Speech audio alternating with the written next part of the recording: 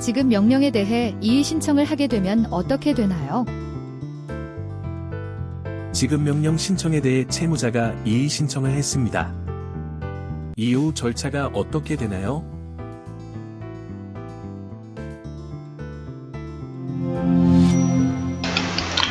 네, 안녕하세요. 나홀로 소송TV 채널입니다. 네, 이번에는 이제 많은 분들이 지급명령 신청을 하면 그 지급명령에 대해서 이의를 하면 어떻게 되느냐, 이런 것들을 많이 물어보시는 분들이 많아요. 그래서 이 지급명령 신청을 하고 이 채무자가 이의 신청을 하면 어떻게 되는지 이 소송 사례와 법원 판결에 대해서 한번 설명을 좀 해보겠습니다. 자, 이제 나홀로 소송 TV 채널에 오셔가지고 먼저 일단 지급명령 하는 방법에 대해서 조금 영상을 먼저 좀 보시면, 지급명령 이제 신청 방법에 대해서는 이제 이렇게 검색어 지급명령을 치면 지급명령 신청서 전자소송에서 제출하는 방법이 있고, 그 다음에 여기에 대해서 이의 신청하는 방법에 대한 영상이 있고, 그 다음에 지급명령 신청한 다음에 보정하는 방법, 보정명령이 나와가지고 청구 취지 및 청구 원인 변경 신청서 보정하는 방법 영상들이 이렇게 많이 있습니다. 그래서 요거는 좀 구버전인데, 이것도 참고는 가능하죠. 그 사이트만 바뀐 거지 그 신청 방법이 바뀐 건 아니거든요. 그래서 참고를 하실 수 있고, 사건 진행에. 그래서 이제 일단은 지급명령 신청서를 이렇게 제출을 합니다. 채권자, 채권자의 기본 사항이고, 채무자의 사항이고, 청구 취지는 이제 채무자는 채권자에게 아래 청구 금액 및 독촉 절차 비용을 지급하라는 명령을 구함.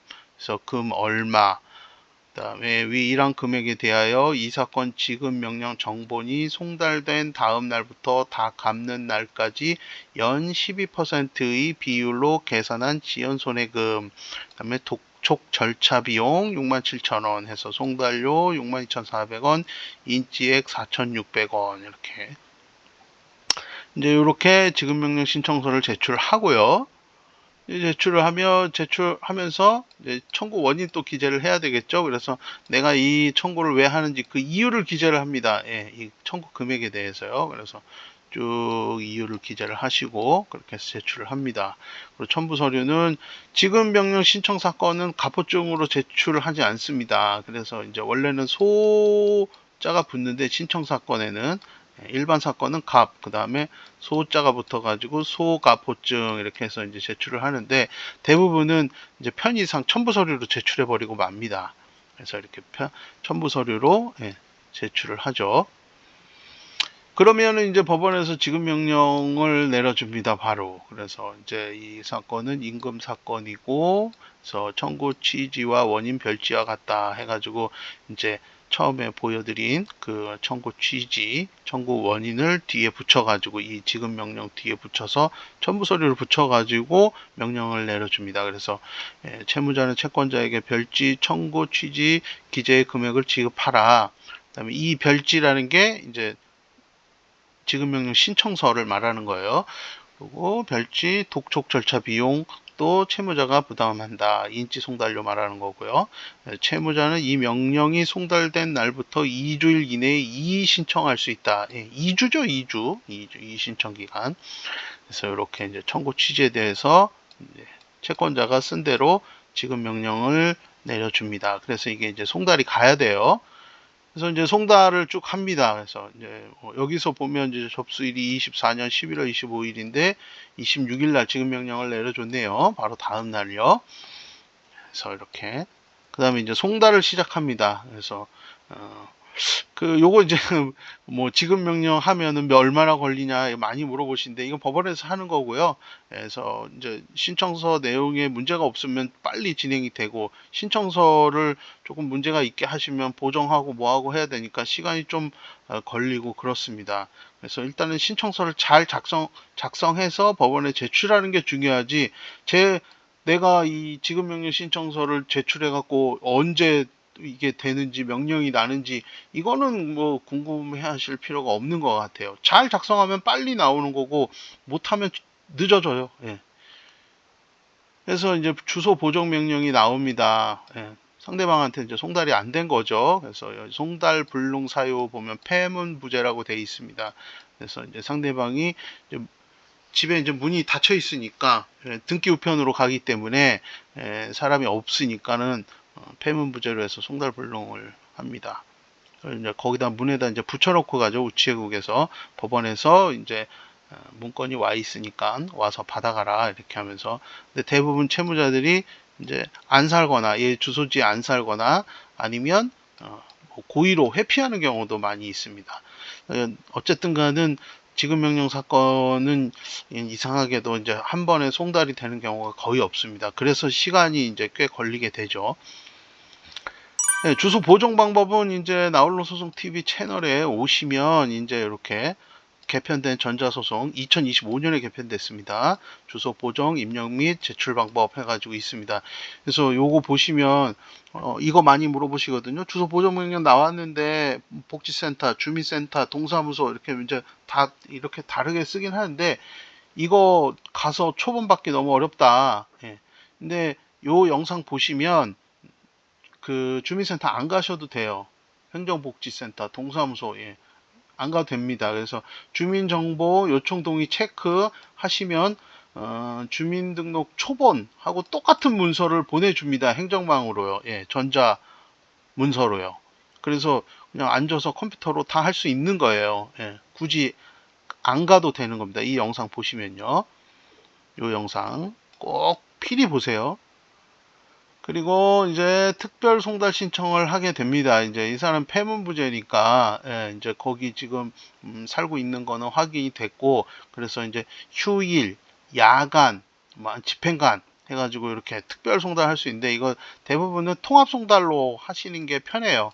그래서 뭐 휴일 따로, 야간 따로, 집행관 송달 따로 이렇게 하실 필요는 없고요. 통합 송달 하시면 순차적으로 해서 법원에서 송달을 합니다. 그래서 채무자 주민등록 초본 요거 이제 그 주민센터 안 가고 주민정보 요청 동의 아까 그 앞에서 보여드린 이 영상 보시고 하시면 이제 이거 첨부할 필요도 없는 거죠.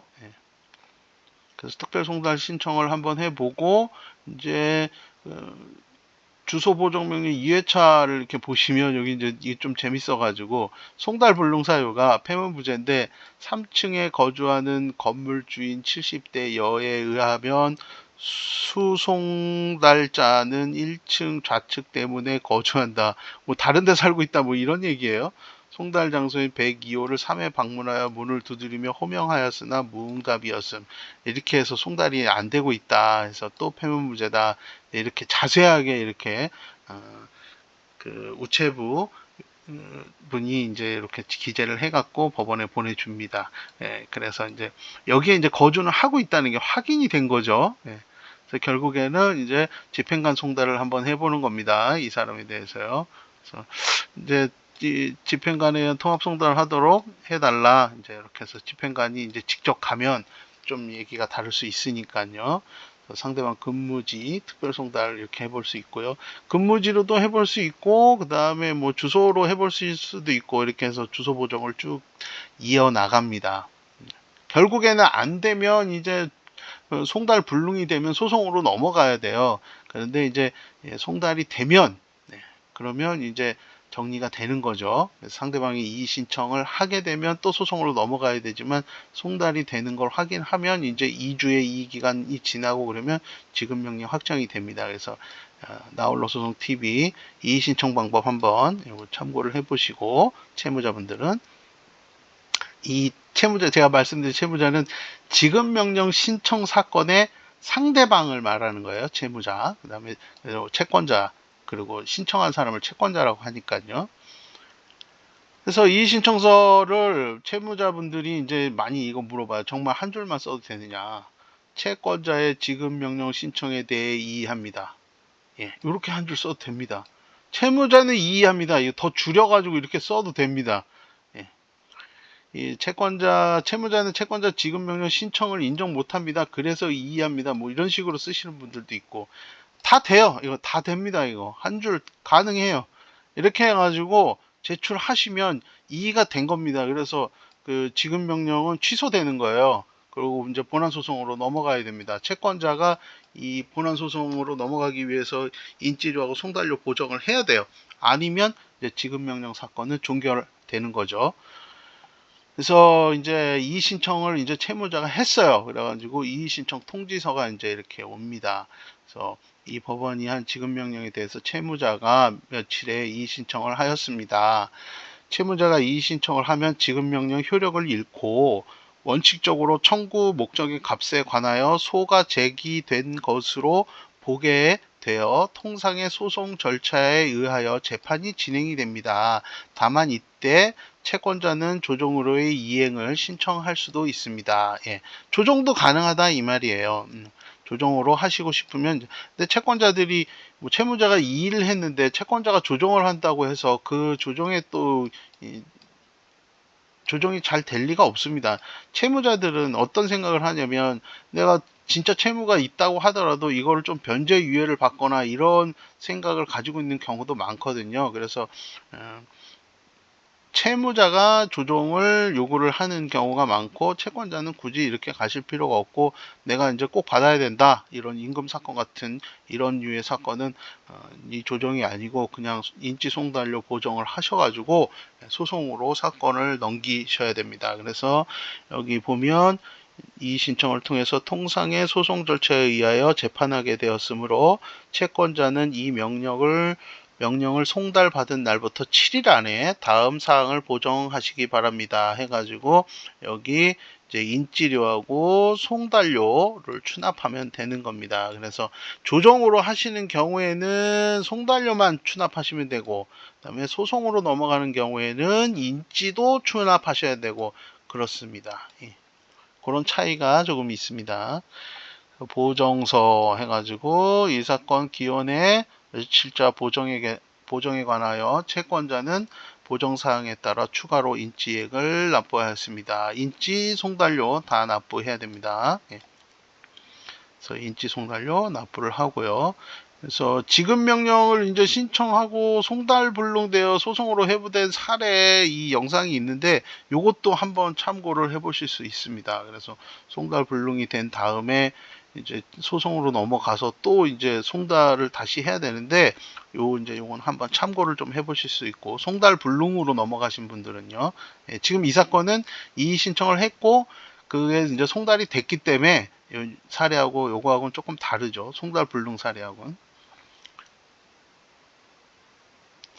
네, 그리고 나서 이제 이 보정명령이 또 내려옵니다. 이제 사건은 이제 가소 사건으로 바뀌었고요. 그래서 차전에서 가소 사건으로 바뀌었고 이제 소송으로 넘어간 거예요. 당사자명도 원고 피고로 바뀌었죠. 원래 채권자, 채무자인데요.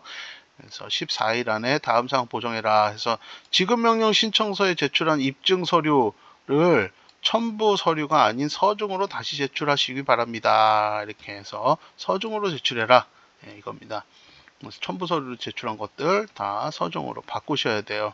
그래서 이렇게 서중 해가지고 쭉 갑 1, 2, 3, 4 호증, 그 다음에 서류명 이렇게 해서 서중 목록을 제출하시면 되고요.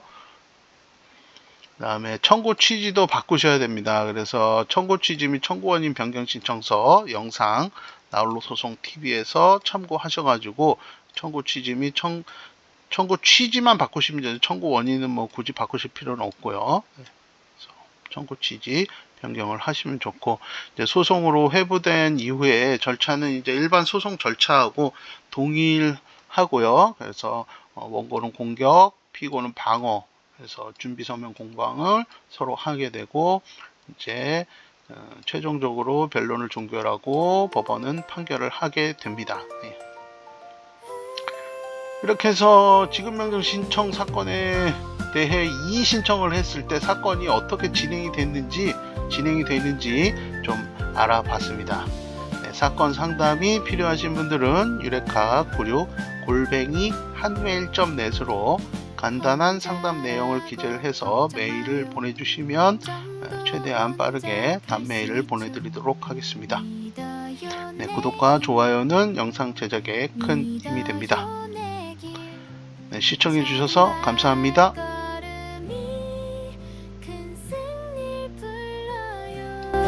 안돼!